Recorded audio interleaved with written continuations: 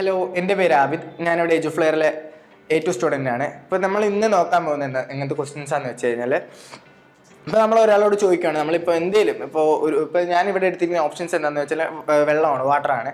അപ്പോൾ നമ്മൾ എന്താണെങ്കിലും നമ്മൾ മറ്റൊരാളോട് ആസ്ക് ചെയ്യുന്നത്, അതായത് നമ്മളിപ്പോൾ ചോദിക്കുന്ന അങ്ങനെ ഉള്ളൊരു ക്വസ്റ്റ്യൻസ് ആണ് നമ്മൾ ഇന്ന് എടുത്തിരിക്കുന്നത്.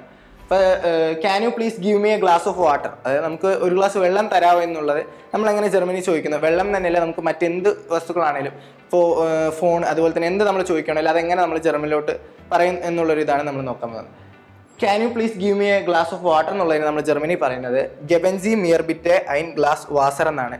വാട്ടർ എന്നുള്ളതിന് വാസർ എന്നാണ് പറയുന്നത്, നമ്മൾ മുമ്പത്തെ വീഡിയോയിൽ നോക്കിയിട്ടുണ്ട്. ഇപ്പോൾ നമ്മൾ അടുത്ത് നോക്കാൻ പോകുന്നത് വെച്ച് കഴിഞ്ഞാൽ, നമ്മൾ ഒരാളോട് റിക്വസ്റ്റ് ടൈപ്പിൽ എങ്ങനെ ഒരു സെൻറ്റൻസ് പറയുന്നതാണ്. അതായത് ഇപ്പോൾ നമ്മൾ പറയുന്നത് പ്ലീസ് ക്ലോസ് ദി ഡോർ, അതായത് വാതിൽ ഒന്ന് അടയ്ക്കാമെന്നുള്ളത് റിക്വസ്റ്റ് ടൈപ്പിലൊരു സെൻറ്റൻസ് നമ്മൾ എങ്ങനെ ജർമ്മനിലോട്ട് പറയുന്നതാണ്. ഇപ്പോൾ പ്ലീസ് ക്ലോസ് ദി ഡോർ എന്നുള്ളത് ജർമ്മനിലോട്ട് നമ്മൾ പറയുകയാണെങ്കിൽ മാക്കൻസി ബിറ്റെ ദി ട്യുവർ സൂ എന്നാണ് നമ്മൾ പറയുക. അതായത് പ്ലീസ് ക്ലോസ് ദി ഡോർ എന്നുള്ളതിൻ്റെ ജർമ്മൻ വേർഡാണ് മാക്കൻസി ബിറ്റെ ദി ട്യുവർ സൂ. അതുപോലെ തന്നെ വേറൊരു സെൻറ്റൻസ് എങ്ങനെയാണെന്ന് വെച്ച് കഴിഞ്ഞാൽ പ്ലീസ് കോൾ ഓൺ മൊബൈൽ, അതായത് നമ്മുടെ ഫോണിലോട്ട് ഒന്ന് വിളിക്കാമെന്നുള്ളതിന് നമ്മളെങ്ങനെ ജർമ്മനിലോട്ട് ചോദിക്കാമെന്ന് വെച്ച് കഴിഞ്ഞാൽ റൂഫൻസി ബിറ്റെ ഔഫ് ഡം ഹാൻഡി. ഹാൻഡി എന്ന് വെച്ചാൽ മൊബൈലാണ്, അതായത് പ്ലീസ് കോൾ ഓൺ മൊബൈൽ എന്നുള്ളതിന് നമ്മൾ പറയാം റൂഫൻസി ബിറ്റെ ഔഫ് ഡം ഹാൻഡി എന്നുള്ളതാണ്.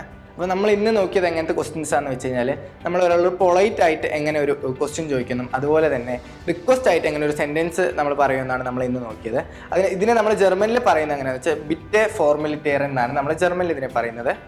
ഈ ഒരു വീഡിയോ നമ്മളിവിടെ വൈൻഡപ്പ് ചെയ്യാണ്. അപ്പോൾ നമുക്ക് തീർച്ചയായും അടുത്തൊരു വീഡിയോ ആയിട്ട് വീണ്ടും കാണാം. Eduflair, education driven by passion.